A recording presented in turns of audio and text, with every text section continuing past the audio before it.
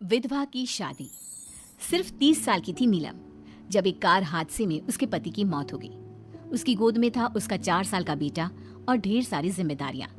नीलम को सजने संवरने और अच्छे कपड़े पहनने का बहुत शौक था, लेकिन पति की मौत क्या हुई, नीलम की तो जैसे दुनिया ही बदल गई। मेरे बेटे को गुजरे हुए अभी 1 साल भी नहीं हुआ और तूने गुलाबी रंग का कुर्ता पहना हुआ है। तुझे अपने पति के जाने का जरा भी गम नहीं है क्या? ऐसी बात नहीं है मम्मी जी, लेकिन पूरी जिंदगी सिर्फ रोकर तो नहीं गुजारी जा सकती ना। तो क्या करेगी? पार्टियां मनाएगी? अरे एक तो मेरा बेटा मर गया और तुम्हें कोई फर्क ही नहीं पड़ता। मम्मी जी, मेरा भी पति गया है और इस बात से मुझे कितना फर्क पड़ता है मैं आपको बता भी नहीं सकती। लेकिन अगर मैं रोती हूँ तो मेरा 4 साल का बेटा बहुत रोता है, अपने पापा को याद करता रहता है। उसे दिखाने के लिए ही सही मेरा ठीक से रहना बहुत ज़रूरी है। कुछ दिनों के बाद, मम्मी जी मैं नौकरी करना चाहती हूँ। लेकिन उसकी क्या जरूरत है? यहाँ घर में रह रहकर मेरा दम घुटता है। पूरा दिन मुझे अपने पति की याद आती है। कुछ देर के लिए ही सही घर से बाहर जाऊंगी तो शायद कुछ अच्छा लगे। ठीक है, जैसा तुम्हारा मन करता है वैसा करो, लेकिन ध्यान रखना ये ज्यादा चटक मटक रंगों के कपड़े पहनकर घर से बाहर जाने की जरूरत नहीं है, वरना दुनिया हमारे बारे में बातें करेंगी। अपनी सास की बात मानकर नीलम सफेद रंग के कपड़े पहनकर ऑफिस जाना शुरू कर देती है। ऑफिस में नीलम की एक सहेली बनती है दिव्या। नीलम, तुम हमेशा ये सफेद कपड़े पहनकर क्यों आती हो? दिखने में इतनी सुंदर हो, जॉब करती हो, तुम्हें अच्छे से रहना चाहिए।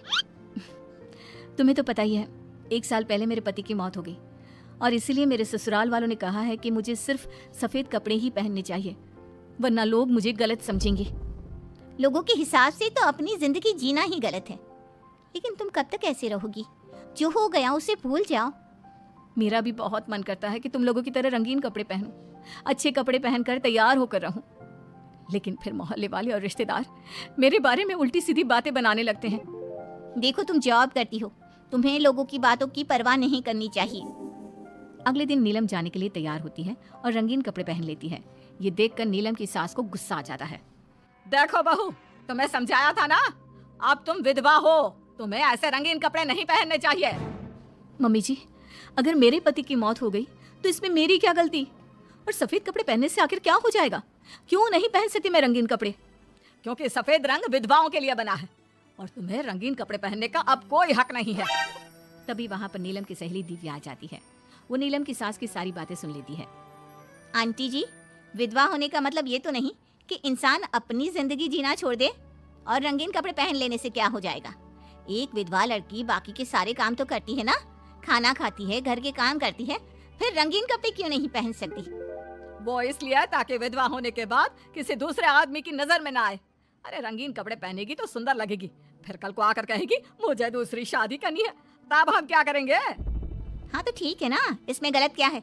एक विधवा को अपनी जिंदगी जीने का पूरा अधिकार होता है, नीलम को भी है। चलो नीलम, तुम यही कपड़े पहनकर मेरे साथ चलो। नीलम रंगीन कपड़े पहनकर अपनी सहेली दिव्या के साथ ऑफिस चली जाती है। कुछ इसी तरह दिन बीतने लगते हैं, लेकिन अब पति के जाने के बाद नीलम बहुत उदास रहने लगी थी। क्या बात है, तुम इतनी उदास क्यों रहती हो? देखो, नए दोस्त बनाने चाहिए, लोगों से बात करनी चाहिए। तुमने देखा ना कितनी मुश्किल से सफेद रंग के कपड़ों से मुक्ति मिली है, और अब रंगीन कपड़े पहनूंगी, दोस्त बनाऊंगी तो समाज मुझे वैसे ही जीने नहीं देगा।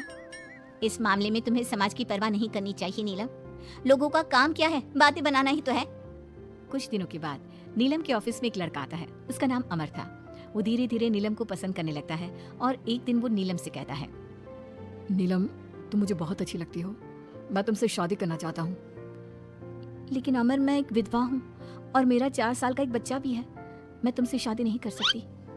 मुझे तुम्हारे विधवा होने से कोई फर्क नहीं पड़ता, मुझे तुम एक अच्छी इंसान लगी और इसीलिए मुझे तुमसे शादी करनी है। लेकिन मुझे मेरी फैमिली से इस बात की परमिशन कभी नहीं मिलेगी। तुम उसकी चिंता मत करो, मैं तुम्हारे घर आकर बात करूंगा। कुछ दिनों के बाद अमर नीलम के घर पहुंचता है। नमस्ते आंटी जी, मैं अमर हूँ, मैं आपकी बहू नीलम से शादी करना चाहता हूँ। मुझे तो पहले से पता था, पहले तूने विधवा वाला सफेद रंग छोड़कर ये रंग बिरंगी कपड़े पहनने शुरू किए और अब तेरा चक्कर भी चल रहा है। नहीं मम्मी जी, आप गलत समझ रही हैं, मैंने ऐसा कुछ नहीं किया।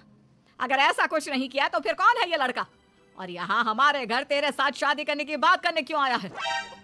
आप नीलम को गलत समझ रही हैं, मैं नीलम को पसंद करता हूँ और उससे शादी करना चाहता हूँ। उसने मुझसे कभी ऐसा नहीं कहा। चले जाओ हमारे घर से। हमारे यहाँ पर विधवा बहुओं की शादियाँ नहीं करवाई जाती। समझ में आई बात? अमर वहाँ से चला जाता है और नीलम की सास उसे बहुत उल्टा सीधा सुनाती है। कुछ दिनों के बाद पड़ोस में एक शादी होती है। वहाँ पर सारी औरतें तैयार होकर आती हैं। नीलम की सास भी उसे वहाँ पर चलने के लिए कहती है। नीलम सफ़ेद रंग के कपड़े पहनकर अपनी सास के साथ वहाँ पर जाती है, क्योंकि ऐसा उसकी सास ने कहा था। पर सारी औरतें काफ़ी सुंदर तैयार होकर आई थी।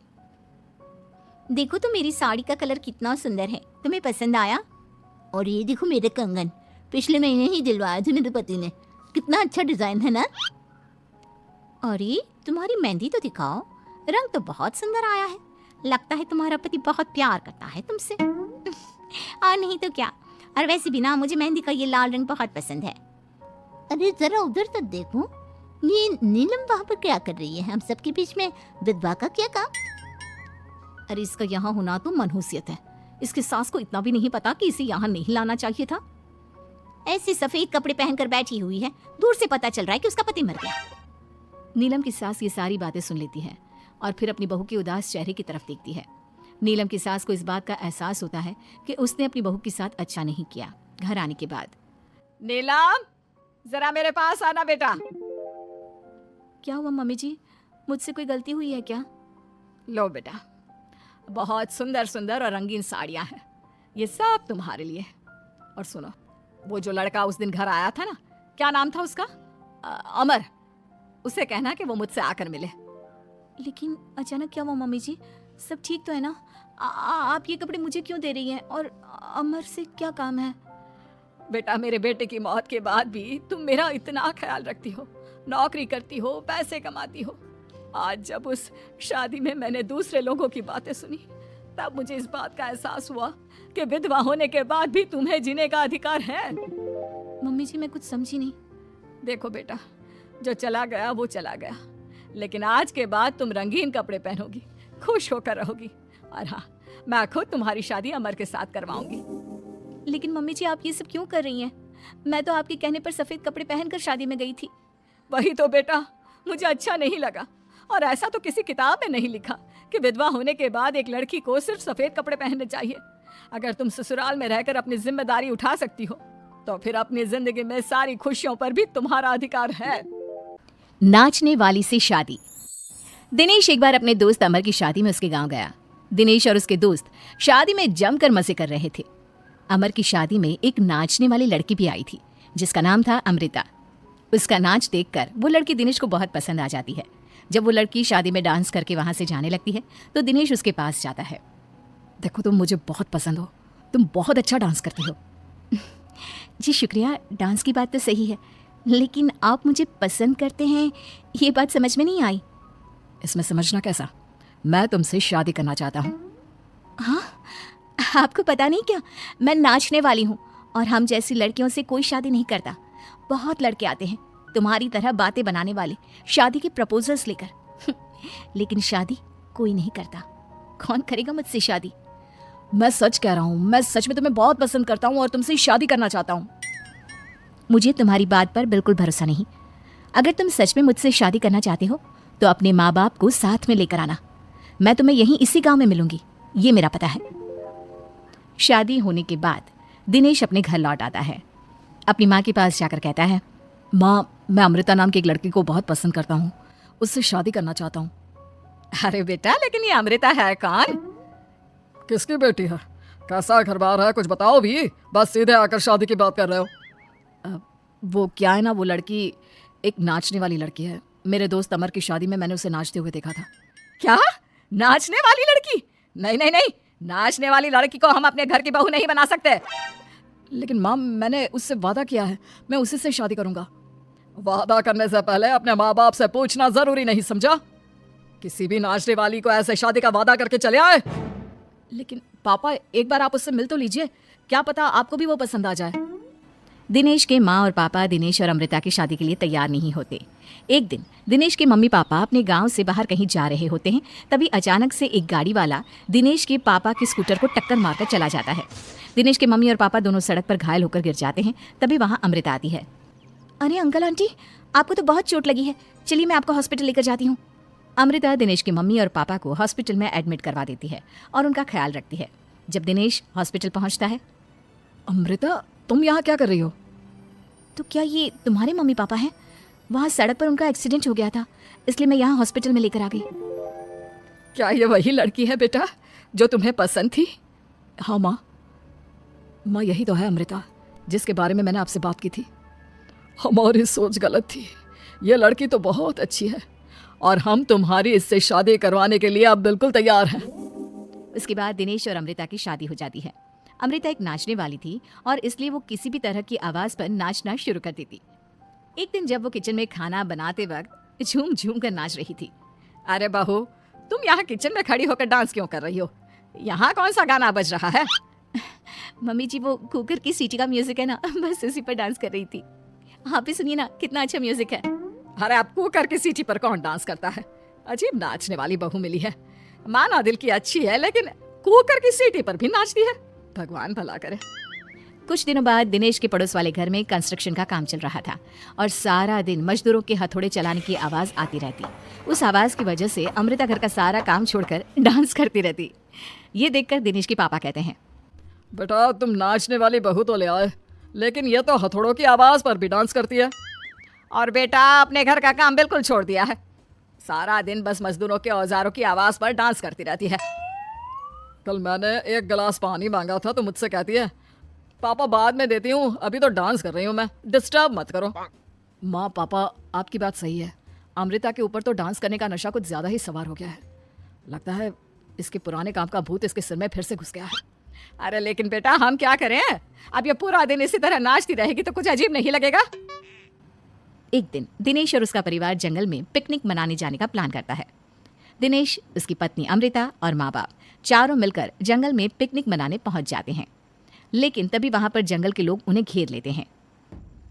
अरे क्या मुसीबत है ये? कौन है ये लोग? ये तो हमें जिंदा जलाकर खा जाएंगे। अब हमें कौन बचाएगा? सही कहती हूँ माँ, ये तो जंगली लोग हैं, ये हमें जिंदा नहीं छोड़ने वाले।